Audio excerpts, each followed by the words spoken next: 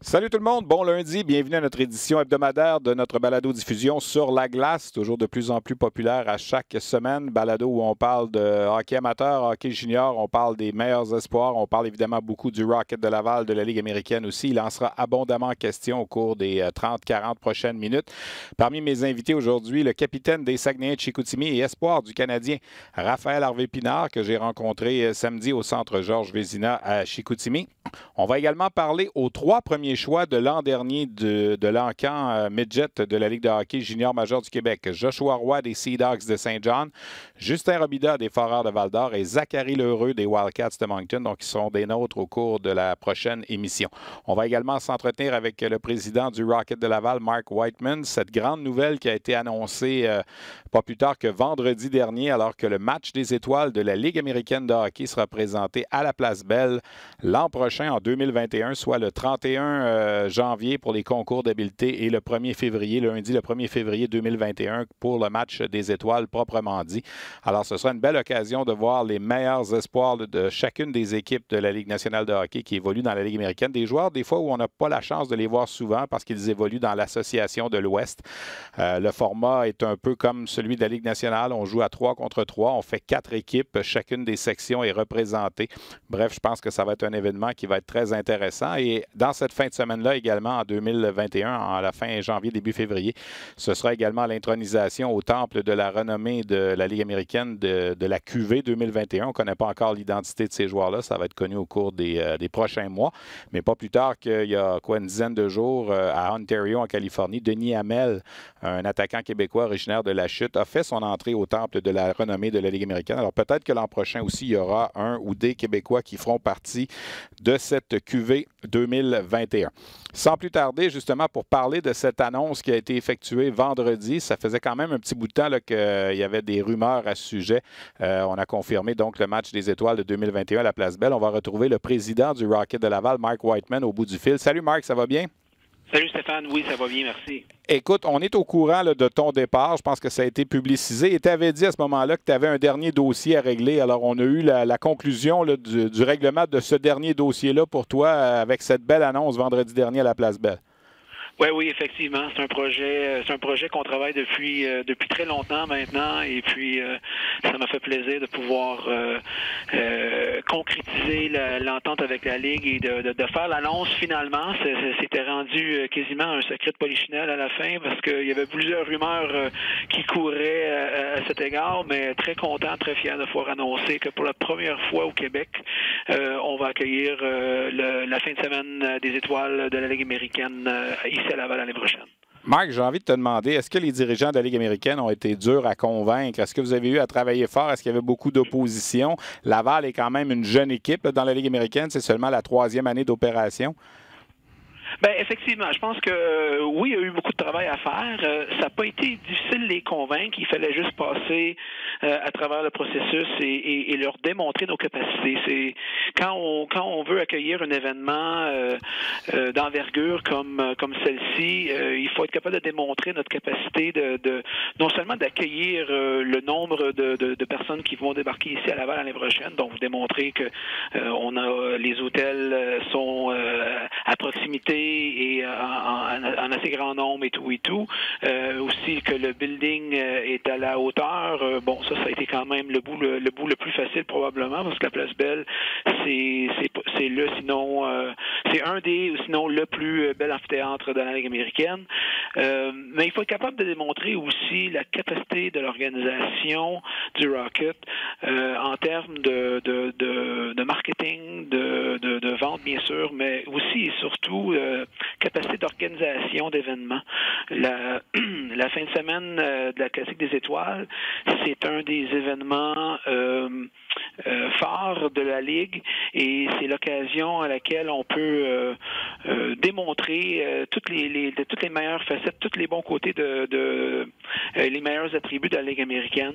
Et donc, si on donne ces droits-là à une organisation, à une équipe qui est pas prête, ben là, c'est toute la Ligue qui pourrait en écoper au niveau de la visibilité et la célébration, si on veut, là, de sa marque qui pourrait en souffrir. Alors, je pense qu'on a très bien démontré dans nos 2 premières années ici à Laval Laval, 2 ans et demi bientôt, qu'on a grandi beaucoup comme organisation. On a une jeune équipe, mais qui ont on a des membres de notre équipe qui sont très talentueux, qui travaillent très fort, avec nos matchs thématiques, avec les événements spéciaux qu'on fait. On a gagné des prix au niveau du Game Presentation pour l'expérience client dans l'amphithéâtre lors des événements. Ça a démontré à la Ligue là, qu'on était prêt pour prendre ce défi-là et puis faire ça en grand ici à Laval l'année prochaine.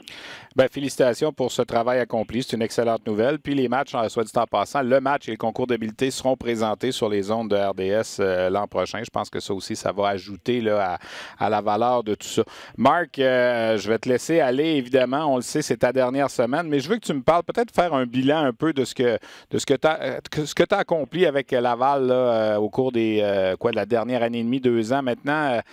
Qu'est-ce que tu souhaites laisser comme héritage à l'organisation avant ton départ, là, qui est prévu, je pense, pour vendredi? Là?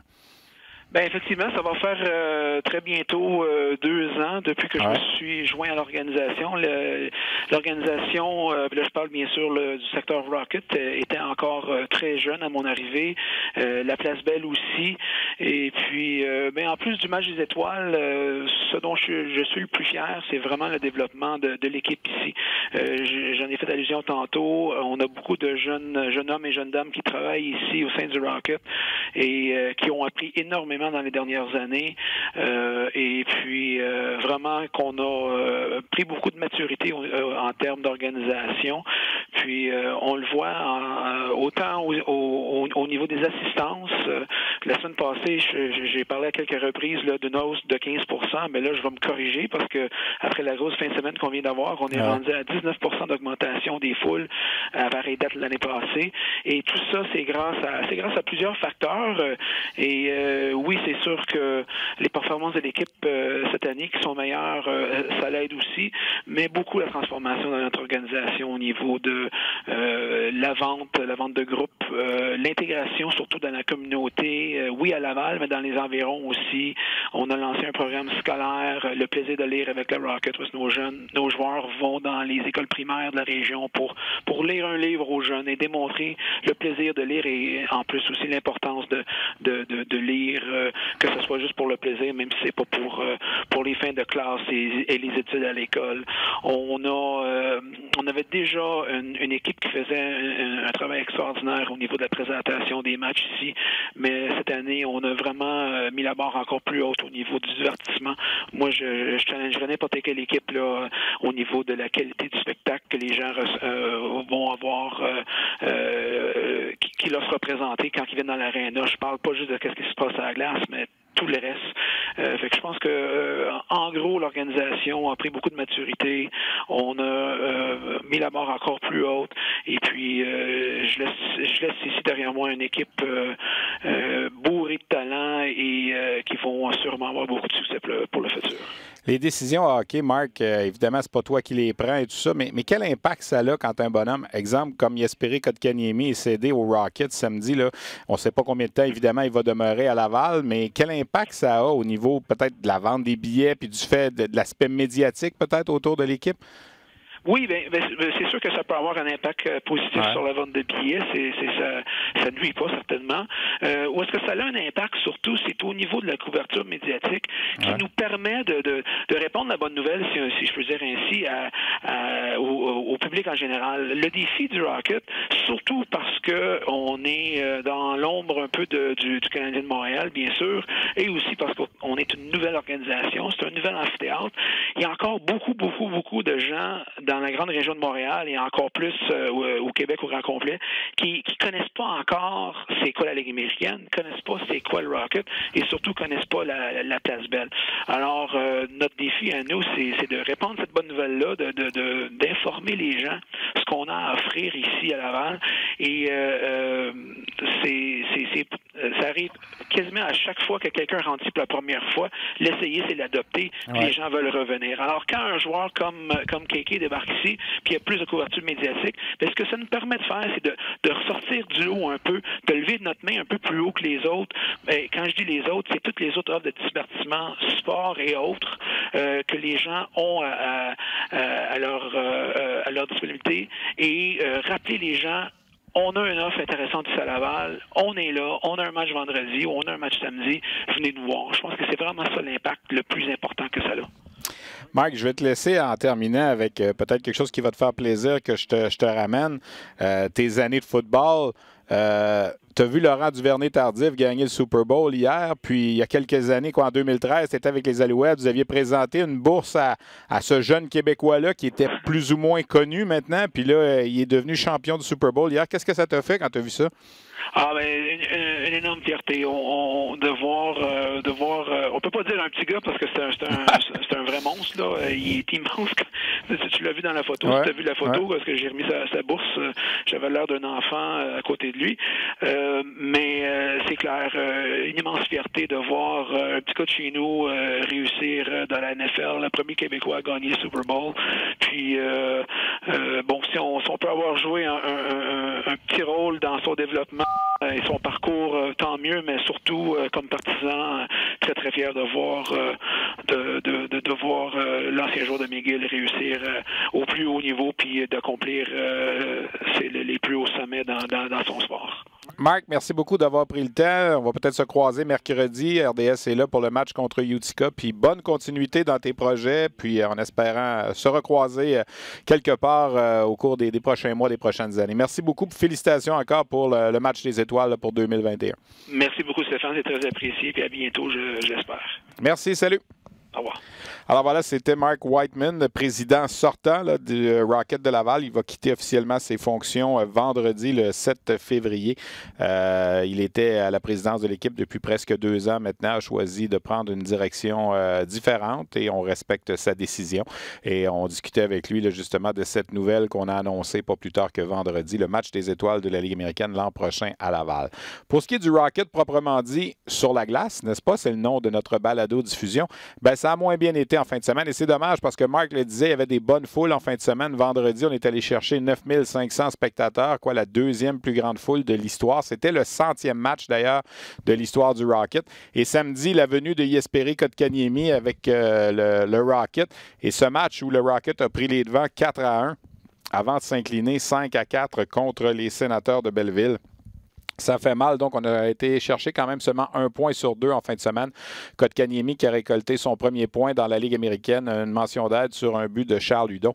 C'est dommage que le Rocket ait échappé ce match-là. Keith Kincaid a eu des difficultés également en fin de 3e période. Bref, avec tout ça, le Rocket se retrouve toujours au 4e rang, donc le dernier qui donne accès aux séries dans la section nord avec une récolte de 50 points. Il a 1 point de plus, le Rocket, que les Marlies de Toronto qui sont 5e, qui ont toutefois 2 matchs de plus à disputer. Et là, il y a encore une grosse semaine qui s'avance pour le Rocket. Mercredi, les Comets de Utica seront de passage à la Place Belle. Un match qui sera présenté sur les ondes de RDS. Utica, c'est l'équipe qui devance le Rocket présentement au 3e rang avec 56 points. Donc, 6 points d'avance sur le Rocket, mais le Rocket a un match de plus à disputer que les Comets. Donc, c'est un match extrêmement important qu'on va vous présenter mercredi. En principe, Kotkaniemi sera de l'alignement du Rocket. Même chose pour Cale Fleury, qui a aussi été retourné par le Canadien vendredi soir. Donc, c'est intéressant là, de suivre également l'évolution du Rocket au cours des prochaines semaines. Et en fin de semaine, le Rocket va aller sur la route pour 2 matchs, à nouveau contre les Sénateurs de Belleville samedi et contre les Marlies de Toronto dimanche. Alors, vous voyez 3 rivaux directs là, dans la course aux séries dans la Ligue américaine pour les 3 prochains matchs. Et RDS va également vous présenter le match à Toronto dimanche après-midi à 16h. Donc, 2 matchs sur 3 cette semaine sur les ondes de RDS. Celui de mercredi à la Place Belle contre Utica et celui de dimanche, le 9 février, contre les Marlies de Toronto à Toronto, donc sur les ondes de RDS, dimanche après-midi, 16h. Le football de la NFL qui est terminé. Alors, pourquoi pas en profiter et présenter ce match du Rocket d'ici la fin de la saison. Il y en aura plusieurs, d'ailleurs, des matchs du Rocket sur nos ondes. Et après le match de mercredi, le Rocket s'embarque à nouveau dans une séquence de 10 matchs sur 13 à l'étranger qui va nous mener jusqu'au 7 mars. Donc, le prochain mois là, est extrêmement difficile. Le Rocket doit tout faire là, dans ces 13 matchs-là pour demeurer au plus fort de la course parce que par la suite, à partir du 11 mars, le calendrier va va être beaucoup moins éreintant et beaucoup plus de matchs à domicile pour terminer la saison. Alors, c'est un gros défi là, pour la troupe de Joël Bouchard. Si on se rend au 7 mars et qu'on est toujours au plus fort de la course, dans les 15 derniers matchs par la suite, là, il y en aura 9 à domicile, 6 à l'étranger. Ce sera un petit peu plus facile pour la troupe de Joël Bouchard. Et on souhaite évidemment une première participation aux séries éliminatoires pour le Rocket de Laval. Voilà donc notre segment sur la Ligue américaine qui se termine. On va maintenant parler de hockey junior. Il y avait un gros match en fin de semaine, samedi après-midi au centre Georges Vézina à Chicoutimi, entre les deux meilleures équipes au classement général, les Saguenay de Chicoutimi et le Phoenix de Sherbrooke.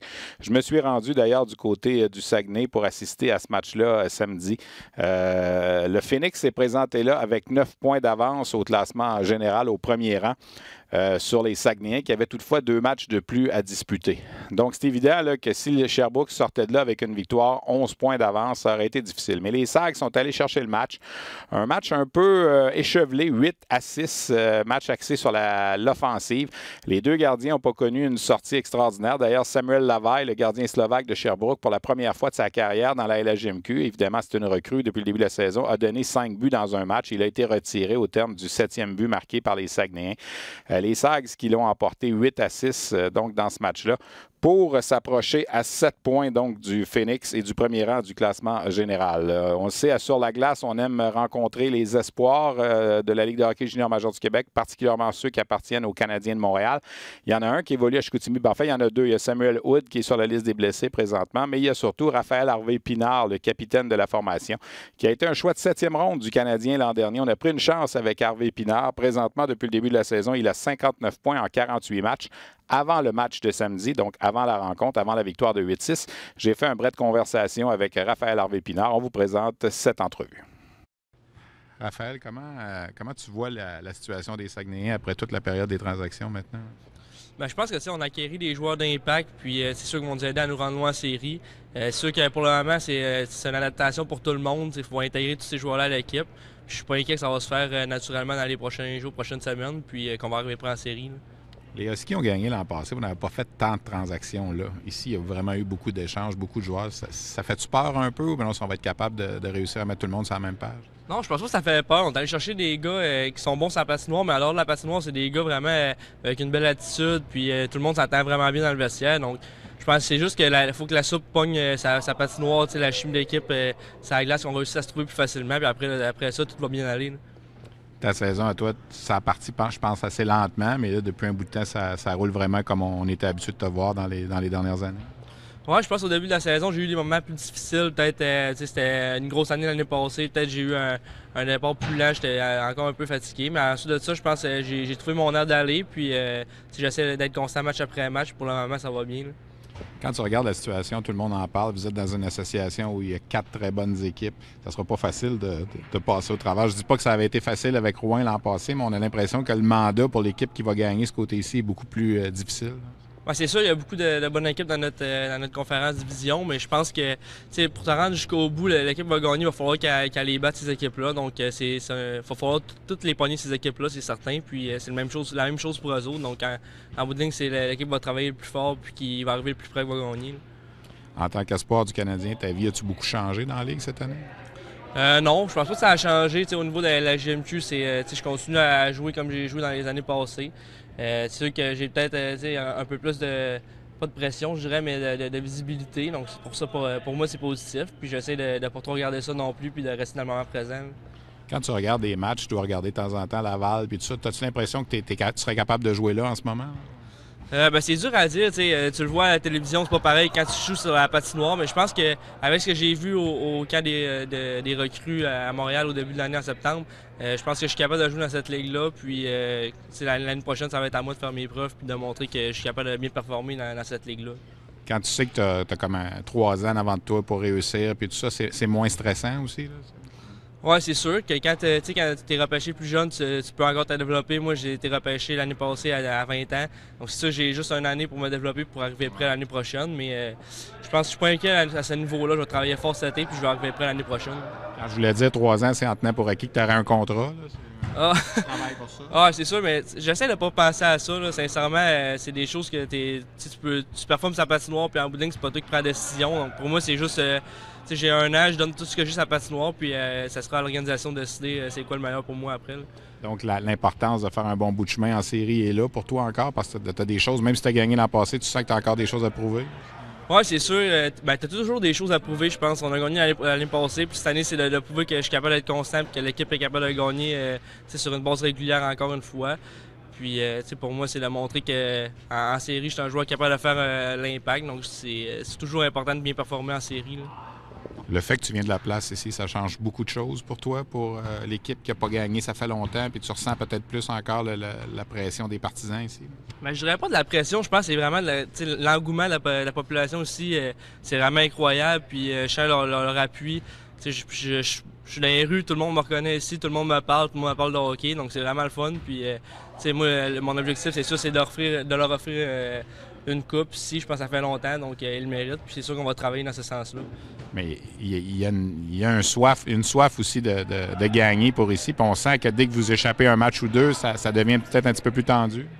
Oui, mais je pense que les partisans ici sont quand même intenses dans le sens qu'ils veulent vraiment gagner. Ils veulent gagner autant que nous autres. Donc, c'est sûr qu'il y a des fois, une défaite quand on joue moins bien, c'est peut-être un peu mal vu par les partisans. Mais pour nous autres, on essaie de se concentrer vraiment un match à la fois. Puis, au cours d'une saison, c'est impossible de jouer 60 minutes de match parfaitement. Donc, on en joue, on essaie d'être constant le plus possible, de donner notre maximum à chaque soir. Puis, de nous donner le maximum de chances d'aller chercher la victoire. Là.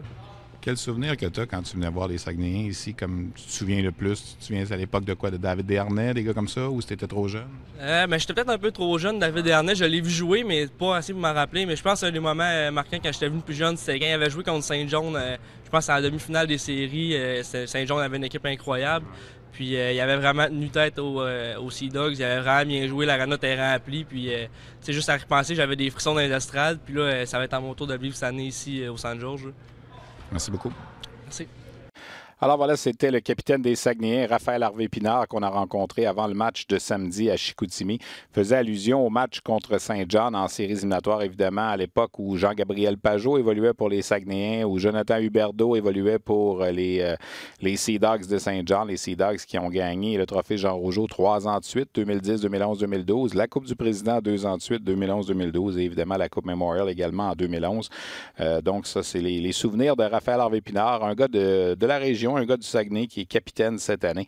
Les Sags qui ont 34 victoires en 48 matchs, qui s'en vont peut-être pour la meilleure saison de leur histoire. On verra ce que ça va donner. Mais en tout cas, samedi, ils sont allés chercher quand même une grosse victoire de 8-6 contre le Phoenix de Sherbrooke. Le Phoenix de Sherbrooke qui marque beaucoup de buts. Même dans la défaite, on a marqué 6 buts. La veille, on en avait marqué 7 à Bécomo. Dans les 3 matchs précédents à domicile, 22 buts. Donc, dans les 5 derniers matchs, juste pour le plaisir, là, 35 buts.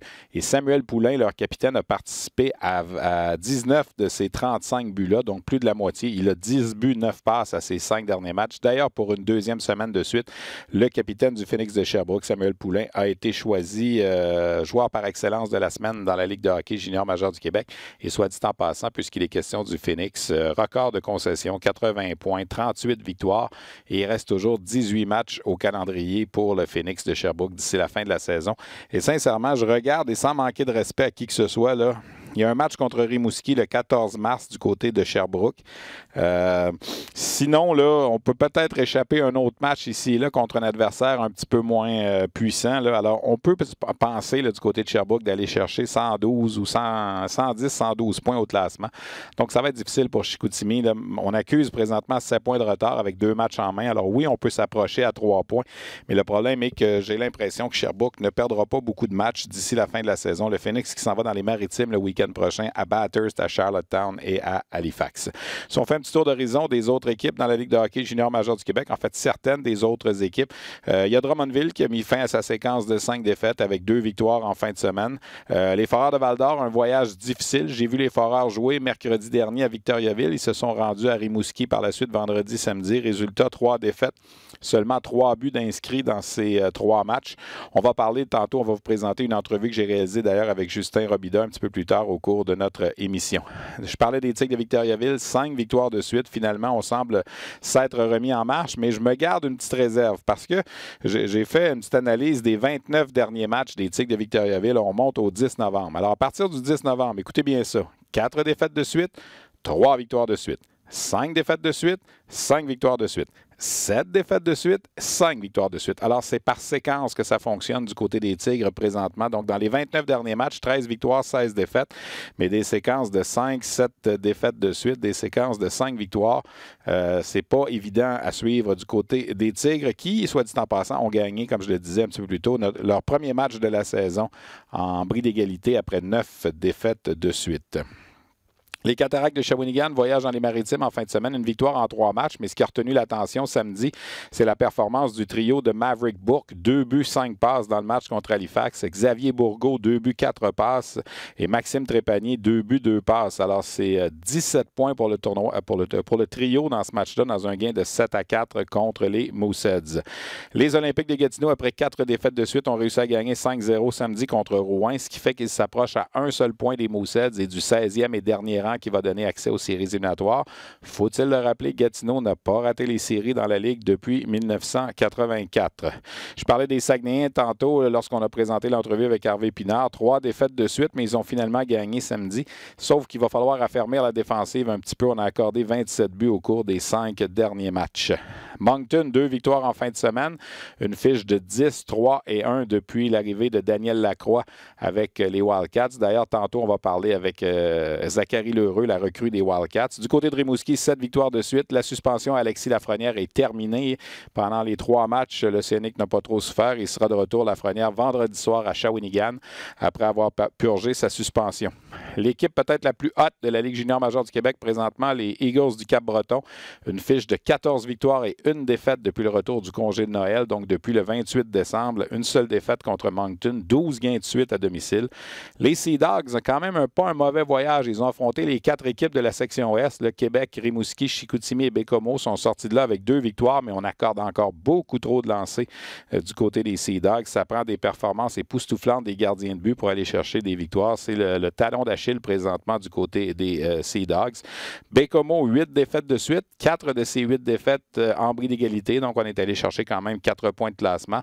Les Mooseheads, ça va être difficile d'ici la fin de la saison. 3 victoires en 16 matchs seulement et une seule de ces 3 victoires en temps réglementaire. Et il y a le Titan d'Acadie Batters qui est toujours dernier. Il y a une statistique qui fait mal un peu au Titan. Alors, 117 derniers matchs. Donc, la saison dernière, 68 matchs et 49 matchs cette année.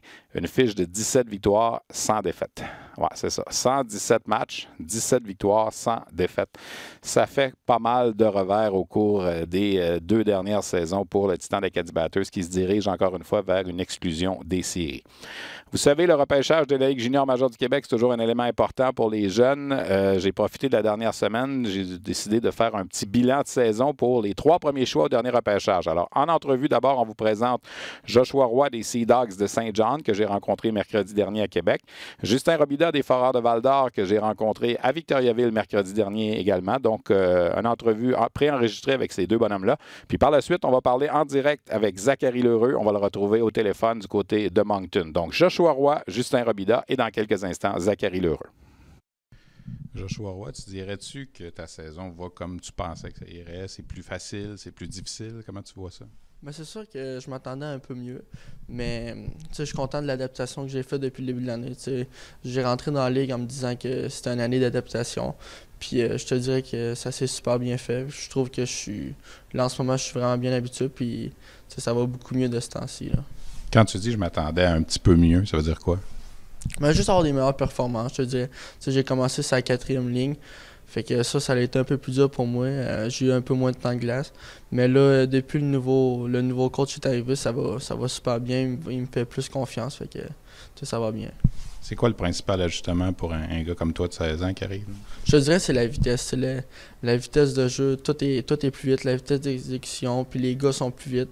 Fait que c'est vraiment la vitesse. Puis aussi un peu le physique. Les gars sont des 18 ans, 19, 20 ans. Fait qu'ils sont plus physiques dans les coins, mais c'est un peu moins une grosse différence.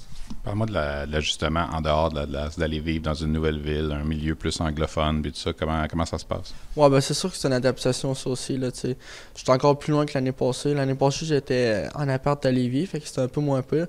Mais là, vraiment, de vivre ailleurs avec, tu sais, ailleurs de ma famille, dans un milieu anglophone, c'est un peu plus dur, mais, tu sais, ça se fait bien, là. La saison des Sea Dogs, jusqu'ici, ça a parti plus difficilement. Je dirais que ça va un peu mieux depuis un mois et demi. Vous êtes quand même en bonne position là, pour participer aux séries, mais c'est pas quand même facile. Là. Avec la saison que vous avez eue l'année passée où tu gagnais tout le temps. Là. Ouais, non, c'est sûr qu'au début, je trouvais ça dur. Tu sais, l'année passée, on a eu une défaite dans l'année au complet. Fait que c'était plus dur, mais là, je suis rendu habitué. Puis comme tu as dit, ça va super bien de ce temps-ci. Tu sais, on est une équipe talentueuse, fait qu'il fallait juste trouver le point. Tu sais, faut travailler. Puis là, je pense que les gars ont compris. Puis ça va super bien, là. Le noyau est encore jeune, il a encore 17 ans. Vous allez monter ensemble pour les 2-3 prochaines années. C'est comme ça que tu vois ça aussi, de faire partie de ça, là, de la prochaine relance des Sea Dogs. Ouais, ben c'est ça. Je pense que là, on est le futur de l'équipe. On est jeune. Fait que dans 2-3 ans, on devrait être une méchante bonne équipe, là. Quel a été peut-être ton moment où tu as eu le plus d'adversité depuis le début de la saison? Y a-t-il un match ou quelque chose, un événement qui s'est passé qui a fait que c'est pas facile? Ouais, ben je te dirais que c'est le premier match. Le premier match, je pense que j'ai joué 5 minutes dans le game au complet. Fait que, tu sais, c'était la première fois que ça me faisait ça pendant de ma vie. Fait que j'ai resté surpris, mais en même temps, j'apprends de ça, là. Là, en ce moment, vous êtes dans une situation où vous allez probablement participer aux séries, mais ça risque d'être expéditif. Là, je lisais dans le journal, tu as parlé du moins de 18 ans, puis tout ça. C'est quelque chose que tu vises, quoi? Ça? Ouais, ben c'est sûr que c'est ça que je vise pour le reste de l'année, tu sais, de travailler fort puis de réussir à faire la Coupe Lincoln Gauthier. Mais en même temps, on va se concentrer sur les séries aussi parce que je pense qu'on est quand même une équipe qui peut surprendre les autres si on réussit à travailler fort. Fait que on va voir. Qu'est-ce qui apporte le nouvel entraîneur, peut-être avec avant? Je te dirais qu'il est plus côté intensité. Tu sais, l'autre, c'était un peu plus skills, mais lui, il est vraiment, tu sais, il veut qu'on travaille. Puis je pense que c'est ça qui nous manquait à notre jeu, vraiment l'effort puis tout. Il y a encore des matchs, je regarde les sommaires, des fois vous accordez beaucoup de lancers. Là, il y a eu le match contre Moncton, 69 lancés, mais même d'une façon générale, je pense que c'est 38 lancés par match que vous donnez, c'est beaucoup ça. Ouais, ben c'est sûr qu'on donne beaucoup de lancers. Je pense qu'on a un plan de match qui fait que c'est soit que c'est soit on y va, les défenseurs ils pinchent, fait que si ça marche pas, ben c'est sûr que c'est des scoring chances compte, mais c'est un plan de match qu'on joue là. Tu te considères chanceux d'être tombé à Saint-John quand tu regardes ça avec le recul? Ouais, ben c'est sûr que je suis content parce que cette année c'est un peu plus difficile, mais tu regardes dans les 2-3 prochaines années, puis ça va être on va être pas mal des meilleures équipes là, ça va être pas pire. Merci beaucoup. Yes, merci. Justin Robida, 2 tiers de ta saison de fait, sais-tu comme tu pensais que ça serait? C'est-tu plus dur, plus facile? Où est-ce que tu en es en ce moment? Ouais, je pense que c'est sûr qu'au début, je pensais avoir un plus gros impact, mais je pense que c'est normal à 16 ans à 16 ans, je veux dire, qu'il y a une petite adaptation à faire. Puis je pense, jusqu'à date, je pense que ça va bien. Là. C'est quoi la plus grosse différence entre les deux? Là? Je pense que c'est la différence d'âge. Je pense que c'est sûr que tu joues contre des gars qui ont 20 ans, veulent pas. Fait que les gars sont plus gros, sont plus matures. Puis, tu sais, sont plus forts, veulent pas. Là, fait que je pense que c'est ça la plus grosse différence. Tu t'attendais quoi? À plus de points, plus de production offensive? Ben non, pas nécessairement. Je pense que c'est juste aider l'équipe un peu plus. Mais je pense que c'est normal à 16 ans de ne pas avoir un gros rôle. Puis, je pense que c'était juste une adaptation à faire là, au début. Dirais-tu que depuis peut-être une dizaine de matchs, ça va un petit peu mieux? Ouais, je pense que oui. Je pense que je me sens plus en confiance qu'au début de l'année. Puis je pense que ça va mieux. Je pense que en tant qu'équipe aussi, je pense que ça va pas si pire. Fait que je suis bien content. Cette équipe-là, on dirait qu'elle a de la misère à prendre son rythme. Il manque de régularité. Il gagne 4-5 matchs de suite, en perd 3-4 de suite. Comment on explique ça? Ouais, je pense que c'est quelque chose qu'il faut travailler dans la chambre. Mais je pense que quand la confiance est haute, je pense qu'on est capable de jouer du bon hockey. Mais quand ça va moins bien, je pense qu'on se met la tête entre les deux jambes puis on essaie de trouver des excuses. Mais je pense qu'il faut rien que continuer. On est sur une séquence de 2 victoires, fait qu'on veut continuer ça par la suite. Sur la glace, tu as parlé d'adaptation. En dehors de la glace, de vivre à Val-d'Or dans un nouvel environnement, puis ça, tu sens-tu que ça s'est bien passé? Ouais, je pense que oui. Je pense que ma famille de pension m'ont aidé beaucoup. Je pense que les gars aussi. Puis, tu sais, les gens à l'école, les professeurs, puis tout, je pense ils ont été là pour moi. Fait que je pense que ça a facilité les choses dans cette adaptation-là. Maintenant que tu as le 2 tiers de la saison de fête, as-tu refixé des objectifs pour d'ici à la fin de la saison? Qu'est-ce que tu veux accomplir? Ouais, c'est sûr. Je pense qu'on veut gagner le plus de matchs possible en tant qu'équipe, puis essayer de se rendre le plus loin en série. Je pense que c'est ça l'objectif de pas mal toutes les équipes. Fait que, ouais, je pense que personnellement, je viens que m'améliorer à chaque jour. Voir où est-ce qu'on est rendu. Je pense que le 18 ça va bien au début de l'année prochaine. Fait que me préparer pour ça. C'est sûr que c'est quelque chose que j'aimerais ça faire. Puis c'est un objectif pour moi. Toi, tu parles de l'été prochain, là, mettons, ou celui à l'automne? L'été prochain, là, ouais. Okay. Puis avec tes entraîneurs puis tout ça, le rôle qu'on t'a donné, ça te va-tu en ce moment? Ouais, je pense que je vais prendre n'importe quel rôle, honnêtement. Je pense que le rôle que je suis en ce moment, je pense que je suis confortable, puis ça va bien, mais n'importe quel rôle, je suis prêt à jouer, puis je pense que c'est ça. Merci beaucoup. Merci. Alors voilà, on vient d'entendre ceux qui avaient été les choix numéro 1 et 2 de la dernière séance de sélection de la Ligue nationale. D'abord, Joshua Roy des Sea Dogs de Saint-John. Il a 29 points en 47 matchs. Il vient au 13e rang là, au chapitre des meilleurs pointeurs chez les recrues de la Ligue junior majeure du Québec. On a également entendu Justin Robida des Foreurs de Val-d'Or, qui lui a 33 points en 43 matchs, 7e chez les meilleurs recrues. Alors, j'avais pas le choix. Il fallait que je parle à celui qui a eu le plus de points dans les 3 premiers choix de la dernière séance de sélection de la Ligue junior majeure du Québec. Il s'appelle Zachary Lheureux. Lui, il évolue avec les Wildcats de Moncton. Comme j'ai pas eu la chance de croiser les Wildcats dernièrement, je me suis dit pourquoi pas le joindre au téléphone à Moncton. Salut Zachary, ça va bien? Oui, vous? Ben oui, ça va bien. Écoute, je ne sais pas si tu as entendu un petit peu la fin de l'entrevue avec Justin Robida. Ça va bien pour toi, l'adaptation à la Ligue junior majeure du Québec. Du moins, si on se fie aux statistiques, là, 1 point par match à 16 ans dans la LHJMQ, je pense que c'est excellent. Oui, surtout, je pense que c'est une ligue très difficile. Je pense que l'adaptation s'est faite vraiment rapidement avec les coéquipiers, avec ma famille de pension, puis tous les coachs, puis le staff tout à Moncton. Je pense que jusqu'à ma saison, ça va excellent. Puis je pense qu'il faut juste que je continue sur le même rythme pour que ça va un peu mieux à tous les jours. Avec l'équipe qu'on a, certainement, ça ne devrait pas être difficile. J'ai beaucoup de gars à l'équipe que je peux me tirer dessus pour donner un meilleur joueur de hockey. Un peu à l'instar de Joshua Roy, toi aussi, c'est peut-être été le plus gros changement, s'en aller dans les Maritimes, dans une nouvelle ville, nouvelle pension. Est-ce que ça te faisait peur un petit peu au début, peut-être l'été dernier, là, quand il est venu le temps de quitter la maison? Là? Ben c'est sûr, c'est la première fois que je quitte la maison dans ma vie. Fait que c'est sûr que c'était un petit défi, puis je savais que ça allait être difficile au début. C'est sûr, il y a des moments où que je manque ma famille, mes amis, mais je pense que avec la technologie de nos jours, puis je reste en contact tous les jours, ça l'a aidé beaucoup. Puis je sais s'il n'y a jamais de quoi, je peux donner un coup de téléphone à mes parents, puis ils sont là pour moi, ils sont là pour me parler. Fait que je pense que ça s'est quand même bien fait. Les Wildcats, Zachary, sont dans une association extrêmement compétitive, mais font partie justement des meilleures équipes de la Ligue. En quoi ça aide pour un jeune? Tu sais, il y a 2 façons de voir ça. Si tu es un jeune de 16 ans qui se présente dans une équipe moins bonne, qui est un peu en reconstruction, souvent tu as plus de temps de glace. Si, comme toi, tu te retrouves dans une équipe qui est plus compétitive, qui vise les grands honneurs, des fois, les jeunes de 16 ans ont moins de temps pour jouer.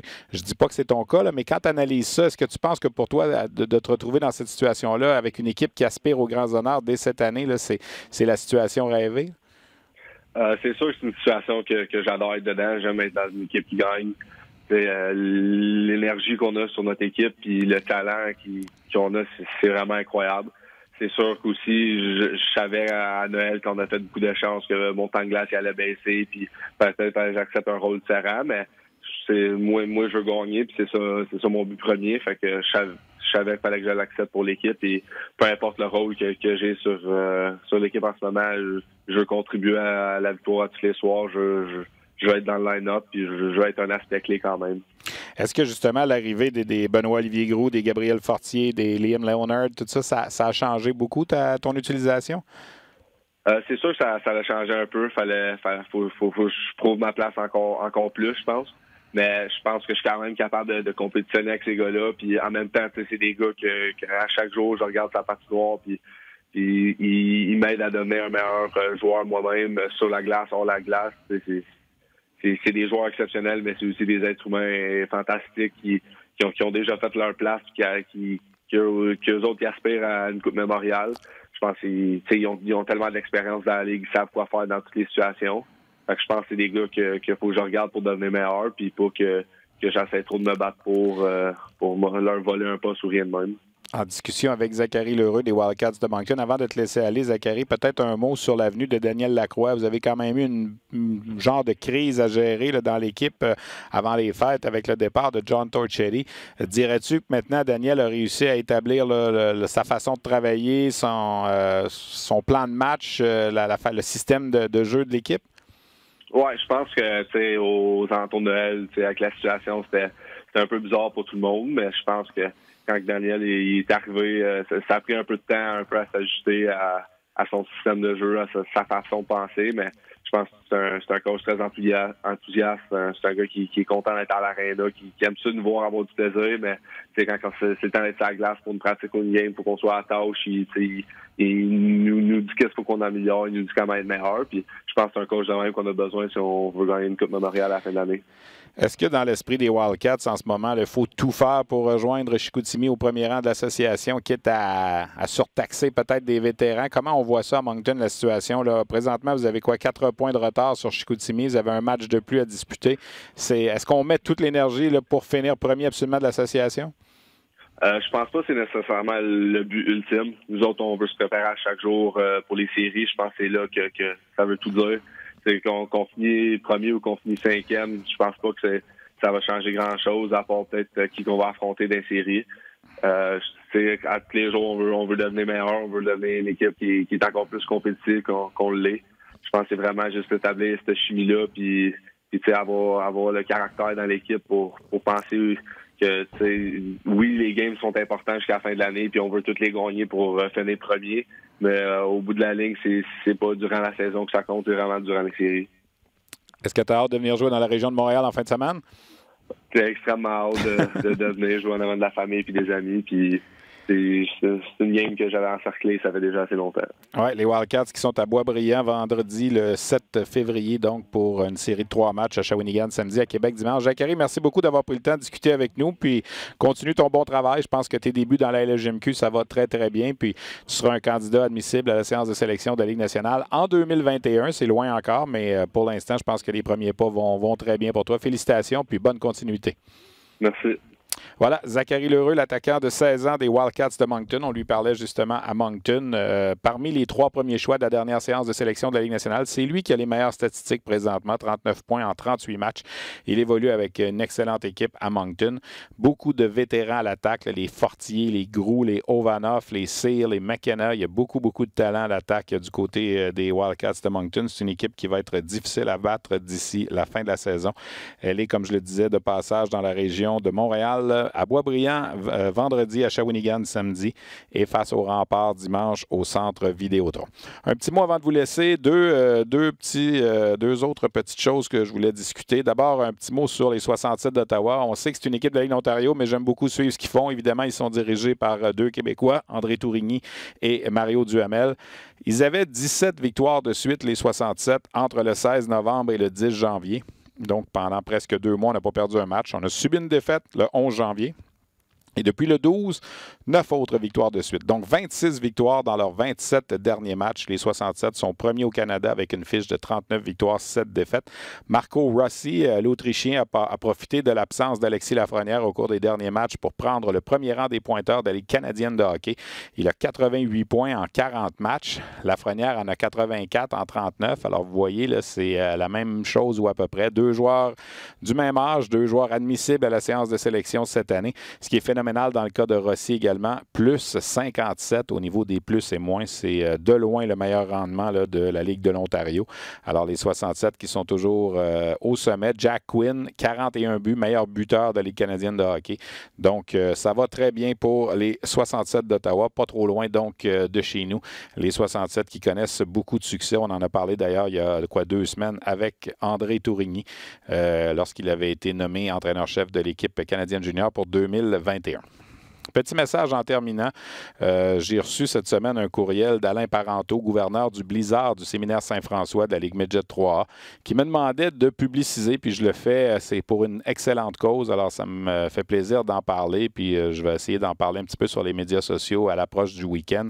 Dimanche prochain, à 13h, au complexe sportif Saint-Augustin, match régulier de la Ligue Midget 3A, les riverains du collège Charlemagne qui sont les visiteurs du Blizzard, et on dédie le match à Leucan du côté des gouverneurs, pas des gouverneurs, je les appelle toujours les gouverneurs. C'est des vieilles choses qui me reviennent. Le Blizzard du Séminaire Saint-François donc, va dédier le match à Leucan.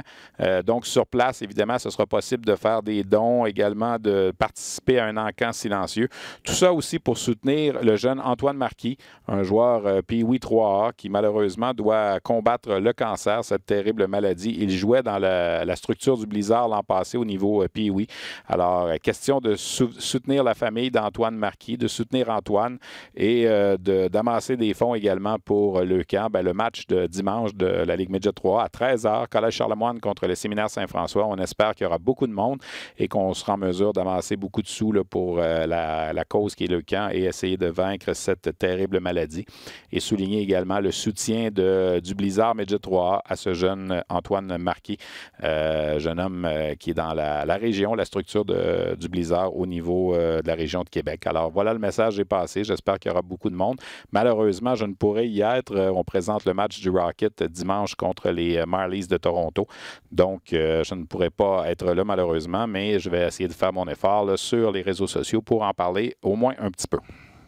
La semaine prochaine, on aura un invité spécial qui, je l'espère, sera assis à côté de nous ici. C'est notre collaborateur Hendrix Lapierre, à qui on n'a pas beaucoup parlé cette saison. C'est un beau projet qu'on avait en début de saison, d'avoir Hendrix à toutes les 2 semaines sur la glace. Malheureusement, avec la commotion cérébrale, on n'a pas eu le choix de prendre du recul.